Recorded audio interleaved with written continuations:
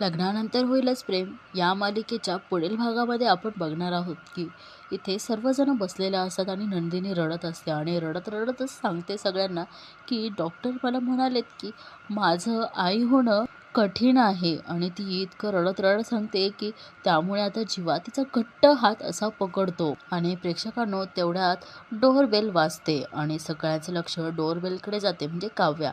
आणि काव्या स्वतः डोरबेल म्हणजे दरवाजा उघडते. तेवढ्यात बघा पार्थ असतो.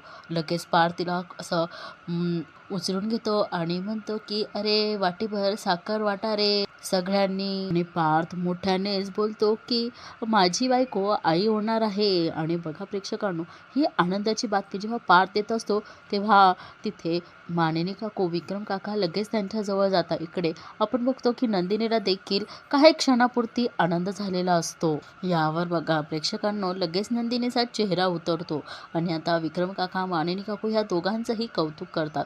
प्रेक्षकांनो बघा आता या दोघी बहिणींच्या आयुष्यात येणार सुख दुःखाचं वादळ. प्रेक्षकांनो आता काय होणार आहे या दोघी बहिणींच्या आयुष्यात असा क्षण आला तर काय यांची ताटातूट होईल असा प्रश्न प्रेक्षकांनो तुम्हालाही पडला असेल तर नक्की कमेंट करून सांगा. आणि हो चॅनलला सबस्क्राईब करायला विसरू नका. आपण घेऊन येत आहोत रोज रोज ह्या मालिकेचे असे इंटरेस्टिंग प्रोमो. तर प्रेक्षकांनो नमस्कार आणि थँक्यू.